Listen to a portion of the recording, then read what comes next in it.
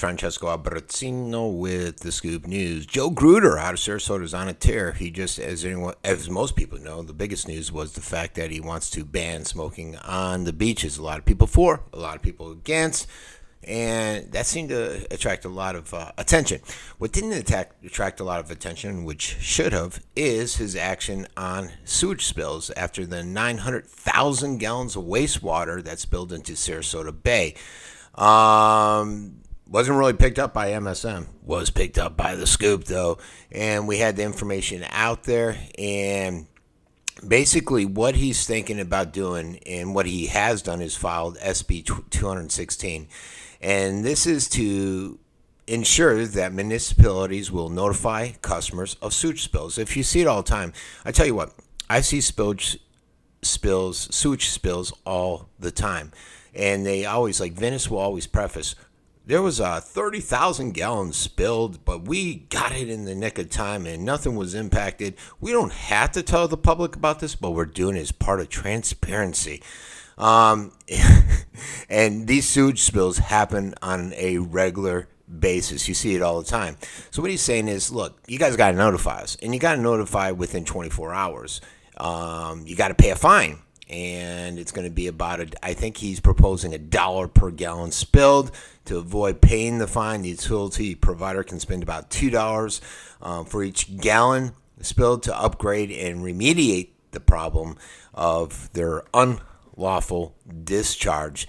He noted one of the driving forces behind this is red tide and how awful it's been this year, and how the public is eager for the government's officials to get in there and do something to limit the algae feeding pollution. He understands that it's naturally occurring, but he believes the man-made factors are getting involved. Now, Tom Barwin, who's a huge environmentalist, especially with climate control, questions that approach. He's a city manager up there in Sarasota, and he said that the incident was a freak incident. But I looked, and there have been other sewage spills in Sarasota that they've talked about. They don't really ever put it out unless it's brought out. This 900,000 gallon, it was brought out by a group, an activist group, before the city really announced, from what I recall. Now, this event happened on December 20th.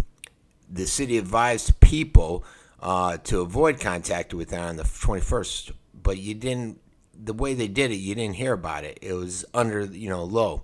It kept on the down low, as they say. The Department of Health notified people on their site, which got more attention on the 22nd, so 2 days later, about the sewage spill. And you see this all too often. I'll go on, even with the Department of Health, it's always like a 2-day lag behind. So they'll go out and they'll test the waters, and it'll be poor. You should not swim in it. They need to close it, but they don't notify you until 2 days later. And then, you got to wonder, well, is that a good amount of time? Because the next day they'll go out and test it and it'll be good. Not sure how that works. So some concern with that. Barwin said on that Sarasota incident, and I'll put an article below this so you can find out more about that if you're not aware of it. Basically, that the pipes were to last for 75 years. They only lasted 50 years. And that's what we're seeing a lot with these pipes, is the aging infrastructure. That's why when I think someone here in Venice reported that Sarasota County in the middle of the night, it was like 3 in the morning, was dumping stuff, and he videotaped it. Well, the problem is they're dumping it legally, but what is that infrastructure underneath like? I mean, in South Venice, if as Tom Barwin says, it's supposed to last 75 years and it's only lasting 50. What's the infrastructure like here, Northport, everywhere else?